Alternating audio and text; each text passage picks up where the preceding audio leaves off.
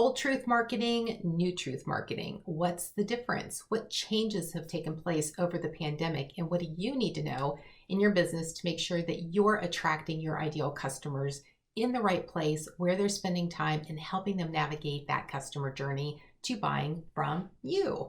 If that sounds of interest, then you are in the right place. Today, I'm going to talk about how to identify changes in where your customers are spending time before and after the pandemic, and talk about the old truths and new truths related to that so that you can make those changes in your business. Also, stick with me until the end because I do have a downloadable document that you can start using right now to make those changes in your business. So let's get started.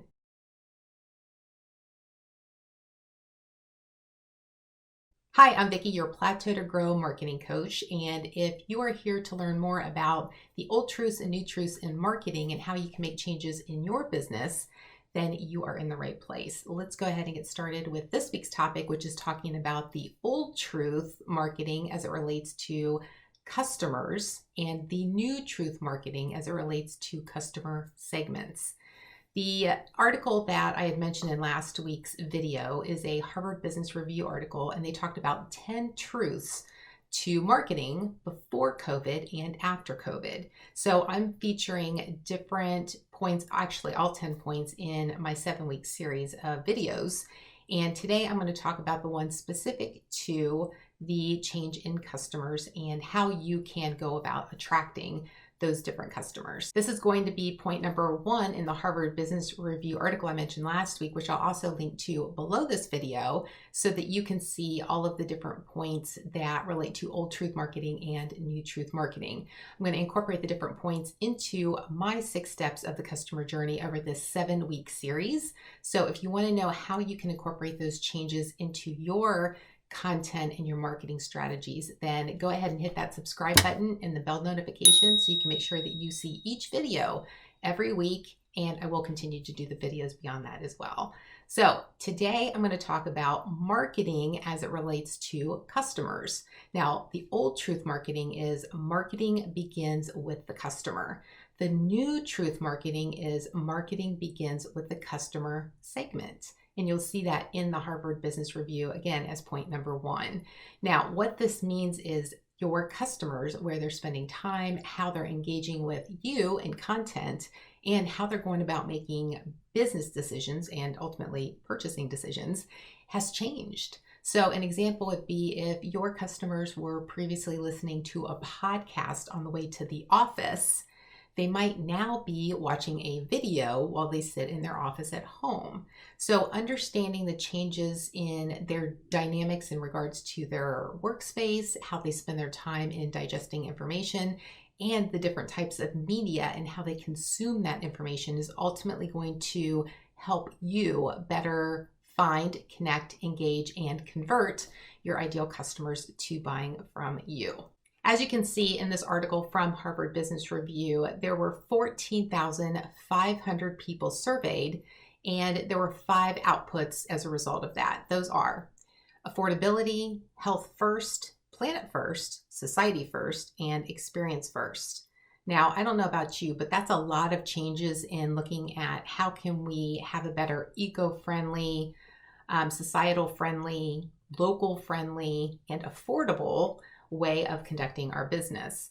Knowing that is helpful to you when you're marketing to your ideal customers, because if you're not in tune with what their highest priorities are, which likely have changed, then you're going to be missing the mark in regards to not only finding them, but connecting with them. The marketing and the messaging that you were using pre-COVID and even throughout COVID may differ than post-COVID. And that's where we are right now. We're rolling out of COVID, and we need to understand what changes are going to happen. If they were working from home and they're going to continue to do that, or if they're going to split their time between home and actually going to the office, then you need to understand what that habit is so that you can make sure that you are staying in front of them at the best time that they're going to hear your message.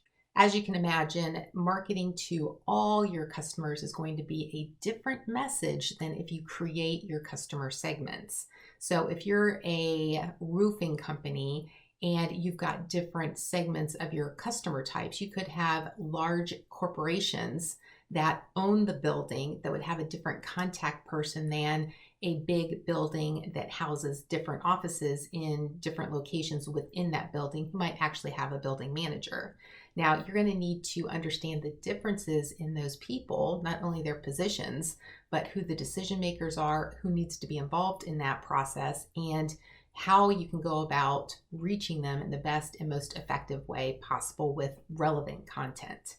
So understanding that your customers are your customers, but you really need to hone in on the different segments within your customer base in order to create more personalized and relevant content that's going to really trigger and resonate with them so that they can take that next action and take that next step in their journey when they're ready to purchase from you. Utilizing segments or ideal customer avatars, which I go through in this video, and I'll also include a link below to a podcast episode where you can download the template and interview questions that you can use to find out who your ideal customers are. In order to go through this process and have that group listed, it's going to help you develop deeper insights as to what emotions are going to trigger decisions so that you can help nurture that customer journey through the different steps, even getting those micro yeses to say yes to you so that ultimately they become one of your customers. If you've gotten through the process of identifying your ideal customer avatar or avatars, then awesome. You are in a great place in your business to now focus on honing in on different marketing messages to communicate to them where they spend time.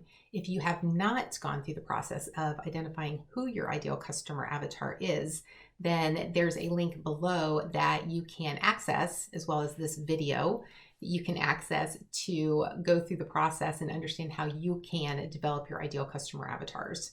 This will involve going through and asking questions to really hone in on what their emotional state is, what triggers them to make decisions, where their priorities are, what their goals are, what keeps them up at night. There's a lot of different questions that you'll ask in order to really define and understand who they are as a person and not necessarily just a buyer. And understanding that process is going to help you develop your marketing messages so that you are in front of them when they're going through those different emotions to take action in their business. When you're making that transition from focusing on all of your customers to focusing now on individual segments of your customer base, it's important that you give each group a name. So that would be an ideal customer avatar. And in each group, instead of saying ICA, ideal customer avatar 1 or group A, you will want to give that group or that person a name. And you've probably heard people talking about that before, that you want to give your ideal customer avatar a name so that when you're talking about them in your group or you're communicating to the sales team or your salesperson, how they can better communicate and engage and have a very high value conversation with them, they can envision who that person is. Think of it like this. When you're talking to someone, whether it's a business partner, a customer, an employee, or even a friend, when you're talking to them and introducing a new person to them, the reason why you're sharing that information with this person is because there's a story, there's relevant information there that you want to convey to this person for a particular reason. So you're going to have a name for that person. Then you're going to tell their story. Like, why are you telling the story? What was the reason for you connecting with this person? And what problem did they have? Or what problem did you help them solve? So when you're sharing this information with someone, there's a name associated with that person, right?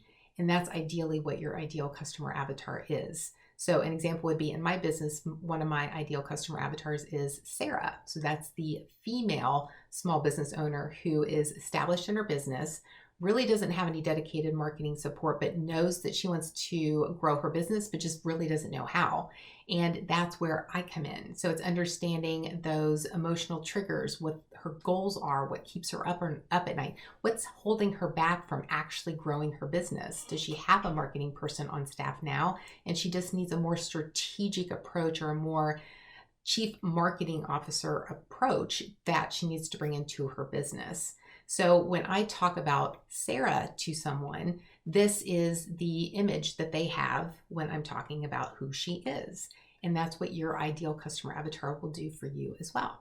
And the way to do that is to go through the process of asking the questions and understanding who this person is so that you can assign a name and you have her backstory and you have the problem that she's having. And then ultimately you have a relevant solution on how you've solved her problem. And that will bring it full circle so that those individuals that you think are your ideal customers can resonate with that story and know whether or not that's going to be a good fit for them, or if they're even a good customer for your particular solution. So looking pre-COVID at, let's just say, all of your customers, and post-COVID looking at your customer segments and really honing in on what makes them all different and what changes are happening in their business and with them and how they're spending their time. That's going to be the ultimate determining factor of whether or not you're going to connect with them and whether or not they're going to engage and ultimately provide information and go through that know, like, and trust process before they'll buy from you and ultimately stay with you. If you want to stay connected and on top of various marketing tips and strategies and how to market your business on your own, then go ahead and click that subscribe button and the bell notification so you know when new videos are uploaded every week. Thank you so much for being here. I appreciate you and choosing to be here to watch this video. Until next time, make today great.